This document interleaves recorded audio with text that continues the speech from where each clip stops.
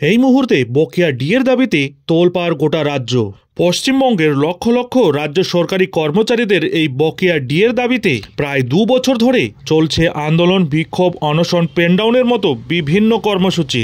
দীর্ঘদিনের এই বকেয়া ডিএর দাবিতে শহীদ মিনারের পাদদেশে সংগ্রামী যৌথ মঞ্চের ব্যানারে রাজ্যের একাধিক কর্মচারী সংগঠনগুলি একত্রিতভাবে বিভিন্ন কর্মসূচি গ্রহণ করে রাজ্য সরকারের অস্বস্তি যেন বাড়িয়েই চলেছেন।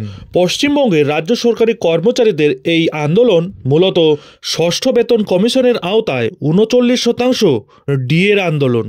ইতিমধ্যে কেন্দ্রীয় সরকারি কর্মচারীরা 53% করে ডিএ পাচ্ছেন। সেই জায়গায় দাঁড়িয়ে পশ্চিমবঙ্গের রাজ্য সরকারি কর্মচারীরা ডিএ পাচ্ছেন মাত্র 14%। গত বছর রাজ্যের সরকারি কর্মচারীদের জন্য মোট 8% ডিএ বৃদ্ধি হলেও এবছর ডিএ বৃদ্ধি হয়নি। ফলে কেন্দ্র এবং রাজ্য সরকারি কর্মচারীদের ডিএর ফারাক ক্রমশ বেড়েই চলেছে। এই মুহূর্তে কেন্দ্র এবং রাজ্য সরকারি কর্মচারীদের ডিএর ফারাক দাঁড়িয়েছে 39%। আর এই 39% ডিএ আদায়ের লক্ষ্যেই চলছে রাজ্য সরকারি কর্মচারীদের একাধিক কর্মসূচি। আর এর মধ্যেই আবার একটি বড় পদক্ষেপ নিয়ে নিলেন রাজ্য সরকারি কর্মচারীরা। আর সঙ্গে চলছে দেশের সর্বোচ্চ আদালত সুপ্রিম কোর্টে রাজ্য সরকারি কর্মচারীদের দীর্ঘদিনের প্রতীক্ষিত বকেয়া ডিএ মামলার শুনানি। দেশের সর্বোচ্চ আদালতে এই মামলাটি একবার দুবার করতে করতে মোট 14 বার পিছিয়ে গেল।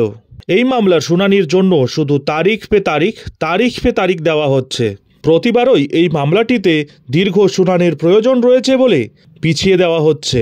একই অজুহাত দেখিয়ে বারবার পিছিয়ে যাচ্ছে এই বকেয়া ডিএ মামলার ফাইনাল শুনানি। সুপ্রিম কোর্টে রাজ্য সরকারের আইনজীবী যেহেতু দাবি করেছেন এই মামলার সঙ্গে জড়িত আছে 42,000 কোটি টাকার, অর্থাৎ রাজ্য সরকারি কর্মচারীদের বকেয়া 39% ডিএ মিটিয়ে দিতে গেলে এই 42,000 কোটি টাকার দরকার।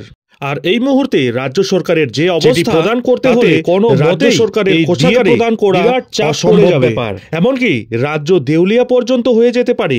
এই মামলায় এত অর্থের প্রয়োজন, সেই কারণে এই মামলায় দীর্ঘ শুনানির প্রয়োজন রয়েছে বলে সুপ্রিম কোর্টে বারংবার রাজ্যের আইনজীবীরা দাবি করে আসছেন। আর সেই পরিপ্রেক্ষিতেই সর্বোচ্চ আদালতের বিচারপতিরাও রাজ্যের সেই আবেদনেই সিলমোহর দিয়ে আসছেন। আর এর ফলেই রাজ্যের লক্ষ লক্ষ সরকারি কর্মচারী এবং পেনশনাররা তাদের ক্ষোভ উগরে দিয়েছেন। এ ব্যাপারে কনফেডারেশন অব স্টেট গভর্নমেন্ট এমপ্লয়িজের সাধারণ সম্পাদক মলয় মুখোপাধ্যায় বলেন, আগামী শুনানির আগেই রাষ্ট্রপতি এবং প্রধান বিচারপতিকেও এবার চিঠি দেওয়া হয়েছে। আর এরই মধ্যে কর্মচারী সংগঠন ইউনিটি ফোরামের মারাত্মক পদক্ষেপ, যার ফলে কিন্তু বড়সড় ধাক্কাও খেতে পারে মমতা সরকার। আর ঠিক এরই মধ্যে কেন্দ্রীয় সরকারি কর্মচারীদের জন্য গত বৃহস্পতিবারই আরও একটি সুখবর এসেছে। তবে এ রাজ্যের সরকারি কর্মচারীদের জন্য এখনও সেরকম কোনো সুখবর নেই। কেন্দ্রীয় সরকারি কর্মচারীরা যেখানে নতুন বেতন কমিশন পাচ্ছেন, সেখানে ষষ্ঠ বেতন কমিশনের অধীনেও সময়মতো মহার্ঘ ভাতা বৃদ্ধি হচ্ছে না বাংলার সরকারি কর্মচারীদের। এবার কেন্দ্রীয় মন্ত্রিসভার তরফ থেকে বড় উপহার দেওয়া হয়েছে কেন্দ্রীয় সরকারি কর্মচারীদের জন্য। ক্যাবিনেটে অনুমোদন দেওয়া হয়েছে অষ্টম বেতন কমিশন। এই আবহে কেন্দ্রীয় সরকারি কর্মচারীদের বেতন এবং মহার্ঘ ভাতা বৃদ্ধি হতে চলেছে। তবে এ রাজ্যের সরকারি কর্মচারীদের মুখে হাসি নেই। ষষ্ঠ বেতন কমিশনের আওতায় থাকা রাজ্য সরকারি কর্মচারীদের মহার্ঘ ভাতাও বৃদ্ধি পাচ্ছে না। এই আবহে এবার মমতা বন্দ্যোপাধ্যায়ের সরকারকে তীব্র খোঁচা দিলেন বিরোধী দলনেতা শুভেন্দু অধিকারী। সোশ্যাল মিডিয়া পোস্টে এই নিয়ে শুভেন্দু লেখেন, প্রধানমন্ত্রী কেন্দ্রীয় অষ্টম পে কমিশন অনুমোদন দিয়েছেন, যার ফলে 49 লক্ষেরও বেশি কেন্দ্রীয় সরকারি কর্মচারীরা এবং 68 লক্ষ পেনশনভোগী উপকৃত হচ্ছেন। সপ্তম বেতন কমিশনের সংস্কারকে আরও এগিয়ে নিয়ে যাওয়া হবে অষ্টম বেতন কমিশনে। তবে ঋণে জর্জরিত পশ্চিমবঙ্গ সরকার ষষ্ঠ পে কমিশনে বাধা পড়ে রয়েছে। কারণ পশ্চিমবঙ্গের মুখ্যমন্ত্রী মমতা বন্দ্যোপাধ্যায় দিনের পর দিন ঋণ বাড়িয়ে চলেছেন। তাই রাজ্য নতুন বেতন কমিশন তো দূর, ডিএ দিতেও পারছে না। কেন্দ্র এবং রাজ্য সরকারি কর্মচারীদের বেতনের ফারাক আরও বেড়েই চলেছে। ক্যাবিনেট বৈঠক শেষে কেন্দ্রীয় মন্ত্রী অশ্বিনী বৈষ্ণব জানান, কেন্দ্রীয় সরকারি কর্মচারীদের বেতন সংশোধনের জন্য অষ্টম বেতন কমিশনে অনুমোদন দিয়েছে কেন্দ্রীয় মন্ত্রিসভা।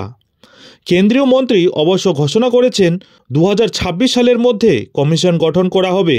অশ্বিনী বৈষ্ণব জানিয়েছেন, অষ্টম বেতন কমিশন চালু হওয়ার বিষয়টি দেখভালের জন্য শীঘ্রই চেয়ারম্যান ও 2 জন সদস্য নিয়োগ করা হবে। প্রসঙ্গত উল্লেখ্য, বর্তমানে 14% হারে ডিএ পাচ্ছেন রাজ্য সরকারি কর্মচারীরা, আর কেন্দ্রীয় সরকারি কর্মচারীরা 53%। এই আবহে কেন্দ্রীয় কর্মীদের সঙ্গে রাজ্যের সরকারি কর্মচারীদের ডিএর ফারাক বেড়েছে আরও। ডিএ আন্দোলনকারীদের দাবি, প্রাপ্য আরও 39% ডিএ দিতে হবে রাজ্যকে, যদিও এই নিয়ে কোনো উচ্চবাচ্য নেই মমতা সরকারের।